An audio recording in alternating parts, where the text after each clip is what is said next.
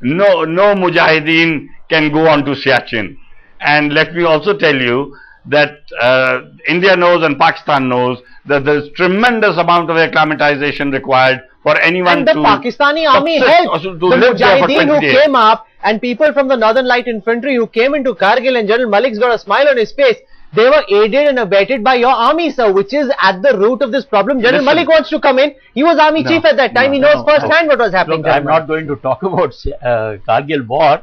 I've written a book and people can read it. Incidentally, there were no Mujahideen. There were only Northern Light Infantry and the regular troops who participated in the aggression across the line of control during Kargil war. However, what I am saying is that whichever way you resolve between India and Pakistan, you cannot have a situation in future that you go back to pre-1984 days.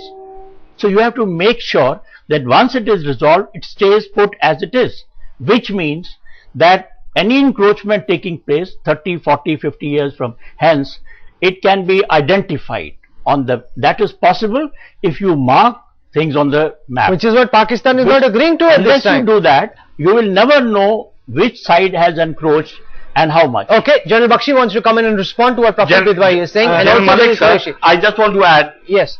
Yeah. Go on, General Malik. Yes. I just want to add. That in the course of our discussion, one gentleman said that when we recaptured, or we'll have to recapture Siachen Heights.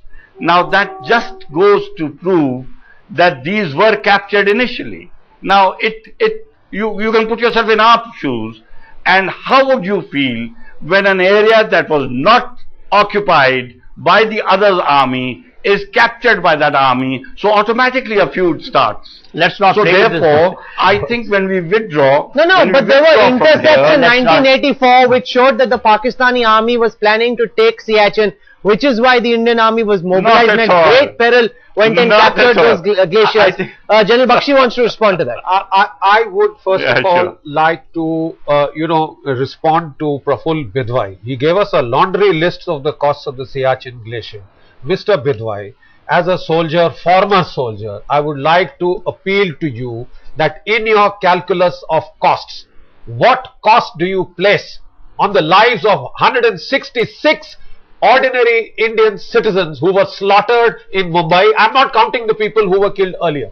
In your calculus of costs, when you decide to resile from a principled stand that we will not talk to Pakistan till they take action against the perpetrators of 26/11, till they dismantle that infrastructure of terrorism, it just goes to show that the cost of an ordinary Indian life, we cannot send that unfortunate signal. It means nothing. It doesn't mean a tuppence. I think that's a very wrong message for a democracy to send. Okay, and that is all that I'm saying.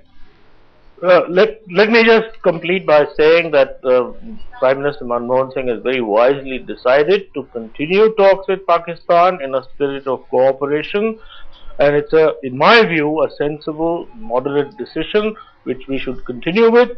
At the same time, I don't see insuperable difficulties in reaching an agreement on Siachen, on Sir Creek and some of these other disputes. It would be a sign of maturity if we did it, have verification of these agreements. I don't think Pakistan's basic resistance is to demarcating the line, it is to authenticating the Indian position, and some of these issues can be resolved, and I hope they are in the interest of the peoples of the two countries, of the two armies, and in the interest of our common prosperity and democratization.